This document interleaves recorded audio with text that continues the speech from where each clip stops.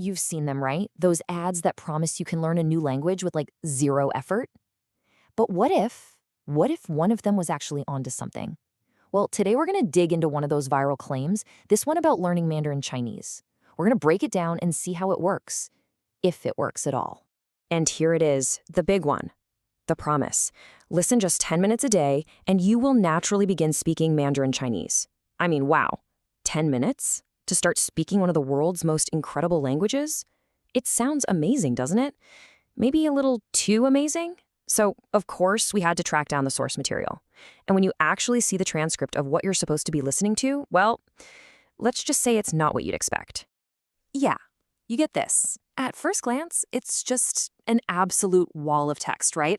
It's a chaotic, totally impenetrable jumble of characters. If you're not a Mandarin speaker, this looks like complete and utter nonsense. I mean, there's no rhyme or reason to it. So the big question is, how in the world could listening to this possibly teach you anything? And that is the mystery we're going to solve right now. What is actually buried inside this wall of characters?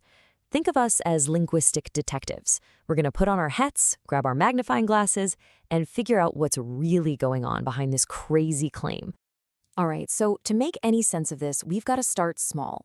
We need to crack the code. And the only way to do that is to look for individual, repeatable pieces inside all that chaos. So let's start by isolating some of the characters that just keep popping up again and again. Okay, here's our first clue. This character right here, Ri, it shows up constantly. It's a really fundamental building block that means sun or day. Just by pulling this one little piece out, that whole wall of text, well, it already starts to seem a tiny bit less random, doesn't it?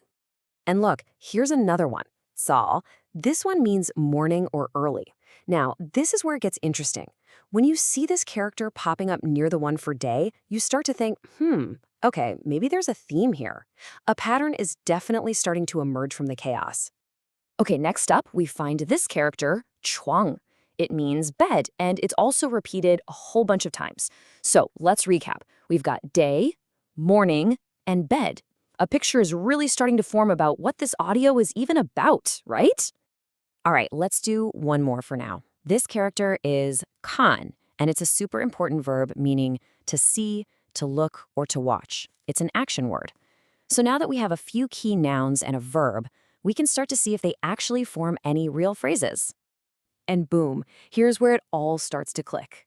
That character for morning, Zhao, combines with another character, an, to make Zhao an, which means good morning. We also find the phrase zai chuang, which means in bed. All of a sudden, that random mess of characters is resolving into simple, totally understandable phrases. We've actually found meaning in there. But, finding a few words here and there isn't the whole story, not even close. The real secret to this whole method isn't just about the words themselves. It's about how they're structured. If you look really close, a very specific, and I mean very repetitive, pattern starts to emerge. Over 20 times. I'm not kidding.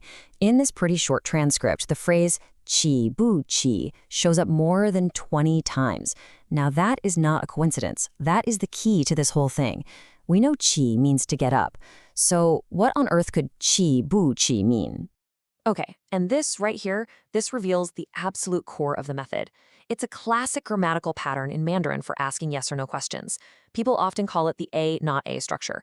It's actually pretty simple. You take a verb like kan, which means to see, and to make it a question, you say kan bukan, literally, see or not see. So what this audio is doing is just relentlessly, and I mean relentlessly, drilling this one single grammatical concept with different verbs, which means chi buchi just means get up or not get up. So there you have it. We've cracked it. We started with what looked like a total wall of noise, and we've just uncovered a highly structured system. This isn't just some random audio you're listening to. It's a very, very specific type of language drill.